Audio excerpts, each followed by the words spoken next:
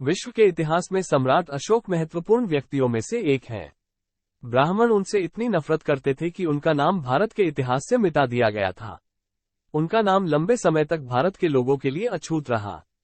केवल जब ब्रिटिश पुरातत्वविदों ने भारत में बौद्ध धर्म और अंततः अशोक के गौरवशाली इतिहास की खोज की, तो उन्हें बौद्ध भारत पर ब्राह्मणवादी हमले के मलबे से बाहर निकाला गया। ब्राह्मणों ने इस महान व्यक्ति की निंदा करने का कोई अवसर नहीं छोड़ा, जिसे चार्ल्स एलेन ने अशोक की जीवनी में उन्हें भारत का संस्थापक पिता कहा था। साहित्यिक उत्सव में आरएसएस के तिवारी ने कहा कि अशोक महान नहीं थे और उनके दादा चंद्रगुप्त मौर्य महान थे क्योंकि उन्हें चाणक्य ने सलाह दी थी। अब इतिहास कहता है कि चाणक्य का नाम भारत में कई शख्सियतों के साथ जोड़ा जाता है, जिससे उनके अस्तित्व की ऐतिहासिकता पर संदेह पैदा होता है। चंद्रगुप्त मौर्य महान थे, इसलिए नहीं कि वे एक गुलाम के बेटे थे, बल्कि उन्होंने वास्तव में अपने संरक्षण में एक बड़े जनसमूह को एकजुट किया और अंततः जैन बन गए। मूलभूत प्रश्न बना रहता है कि यदि वे ब्राह्मण कौटिल्य से इतने प्रभावित थे, तो उन्होंने जैन बनने का चुनाव क्यों किया? ब्राह्मण इस प्रश्न का उत्तर दें।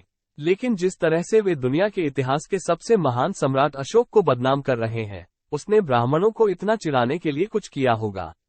अशोक ने कलिंग युद्ध में हिंदुओं का वध नहीं किया क्योंकि उस समय हिंदू धर्म का अस्तित्व नहीं था।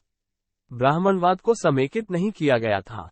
यह वो समय था जब दास और कम्माकर मजदूर वर्ग प्रभुत्व में थे। लेकिन ब्राह्मण लोगों को मूर्ख बनाने में लगे थे। अशोक ने ब्राह्मणों को यज्ञ और यज्ञ करने से रोका। बाबा साहेब अम्बेडकर के अनुसार अशोक के बाद के काल में ब्राह्मणों की शक्ति में लगातार गिरावट देखी गई और बहुजनों का शासन स्थापित हुआ। हालांकि अशोक ने ब्राह्मणों को नहीं मारा, उसने उन्हें अपनी तरह अनुदान भी दिया, अन्य धर्मों के लिए किया। लेकिन जिन ब्राह्मणों ने अपना बोलबाला खो दिया, उन्होंने अशोक के पोते बृहद्रथ की हत्या करके बदला लिया और उसे मारने वाले व्यक्ति पुष्यमित्र शुंग थे, जिन्होंने शांतिप्रिय भिक्षुओं का सिर काट दिया। अशोक ने जो किया वो असाधारण था। उसने कूटनीति और धम्म के माध्यम से लोगों का दिल जीत लिया। उन्होंने वास्तव में दुनिया में बुद्ध शासन की स्थापना की। अशोक ने बौद्ध धर्म के लिए जो कुछ किया उसके लिए बौद्ध आज उसके बहुत ऋणी है। अशोक समकालीन भारत के लिए महत्वपूर्ण है क्योंकि उसके 4 शेर भारत के शाही प्रतीक के माध्यम से निडर सत्य की घोषणा करते हैं। अशोक को बदनाम करना भारत के गौरवशाली इतिहास की विरासत को बदनाम करने के समान है। लेकिन ब्राह्मणों को कभी भी एक देश के रूप में भारत की चिंता नहीं थी। उनकी नीति आज भी लोगों को जाति के आधार पर बांटती। यह वेलिवाडा पर सबसे मूल्यवान लेखों में से एक है, और यह प्रश्न कि यदि चंद्रगुप्त मौर्य एक ब्राह्मण से इतने अधिक प्रभावित थे, तो उन्होंने वैदिक धर्म, ब्राह्मण धर्म को त्याग कर जैन धर्म क्यों अपना लिया, यह एक बहुत ही उचित प्रश्न है। वास्तव में चाणक्य ब्राह्मणवाद के अभ्यासी भी नहीं थे, चाणक्य आजीविका के अनुयायी थे। चंद्रगुप्त मौर्य कभी भी एक अभ्यास करने वाले हिंदू नहीं थे। उनका पुत्र बिंदुसार आजीविका का अभ्यासी था, जबकि अशोक अपने दादा की तरह कभी भी एक अभ्यास करने वाला हिंदू नहीं था और महात्मा गौतम बुद्ध का अनुसरण करने के लिए बौद्ध धर्म में परिवर्तित हो गया। बौद्ध धर्म फला फूला और मौर्य साम्राज्य द्वारा शासित भारतीय उपमहाद्वीप का हिस्सा मौर्य साम्राज्य के पतन तक बौद्ध राष्ट्र था और अंतिम मौर्य सम्राट बृहद्रथ की हत्या उसके सेनापति पुष्यमित्र शुंग द्वारा की गई, जो एक कट्टर हिंदू ब्राह्मण।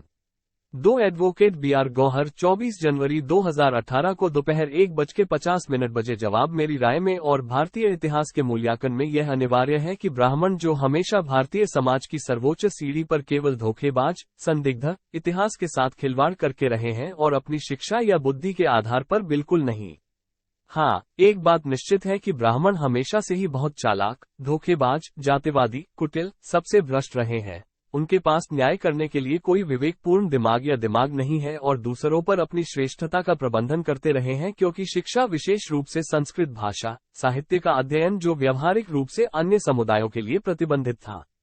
कम से कम कहने के लिए, उन दिनों मोहनजोदड़ो, हड़प्पा, सिंधु घाटी सभ्यता के अंत के बाद